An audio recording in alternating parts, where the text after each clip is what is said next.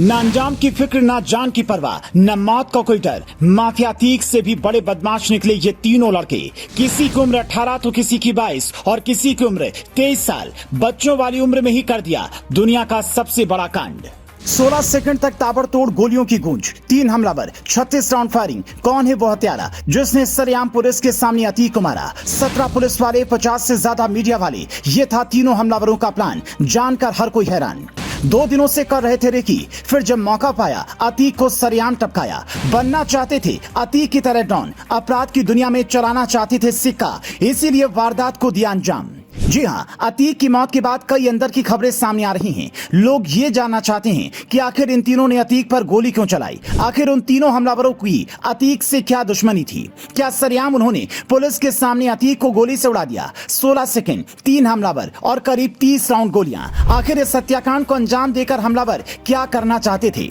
हैरानी वाली बात तो ये थी कि जहां करीब 17 पुलिस वाले थे, 50 से ज्यादा मीडिया के लोग वहां मौके पर थे, लेकिन उसके बाद भी तीनों हमलावरों ने जिस अंदाज में अतीक और उसके भाई को गोलियों से भून डाला, उसने कई सारे सवाल खड़े कर दिए हैं। आखिर इन हमलावरों के मंसूबे क्या थे? अतीक अहमद के हत्यारों से जब पुलिस ने पूछताछ की तो पता चला कि उनके मंसूबे बड़े थे। वो अपराध की दुनिया में अपना नाम कमाना चाहते थे। वो अतीक और अशरफ की तरह डॉन बनना चाहते थे। वो चाहते थे कि अपराध जगत में उनका सिक्का चले और लोग अतीक की तरह ही उन्हें भी सलाम करें। इसी वजह से उन तीनों ने इस वारदात को अंजाम दिया। जानकारी के मुताबिक ये हमलावर बड़े शातिर हैं और पुलिस को भी गुमराह करने की कोशिश कर रहे हैं। इस हत्याकांड के बाद पुलिस ने जब तीनों से पूछताछ की तो उन्होंने बताया कि वो कभी जेल नहीं गए, लेकिन तफ्तीश में ये बात सामने आ रही है कि कुछ हमलावर जेल जा चुके हैं। इनके खिलाफ केस भी दर्ज हैं। फिर जब पुलिस ने सख्ती के साथ पूछा तो उन्होंने अपने नापाक मंसूबे के बारे में बताया। उनका मकसद अतीक जैसा बनना था। वो अतीक की तरह ही पूर्वांचल के डॉन बनना चाहते थे। इतना ही नहीं, पुलिस की पूछताछ में उन्होंने बताया है वो हमला करने से पहले 2 दिन से रेकी कर रहे थे। जिस दिन अतीक और अशरफ अहमद को पुलिस की कस्टडी में दिया गया, उसी दिन वो तीनों प्रयागराज आ गए थे।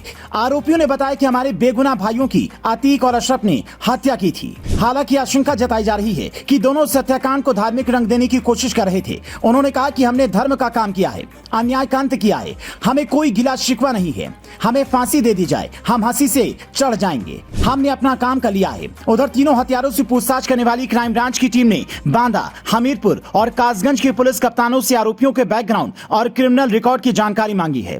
पुलिस पूछताछ में आरोपियों ने कई राज खोले हैं। आरोपियों ने कबूल किया कि वो कुछ दिन पहले से ही अतीक अहमद और उसके भाई अशरफ को मारने का प्लान बना रहे थे।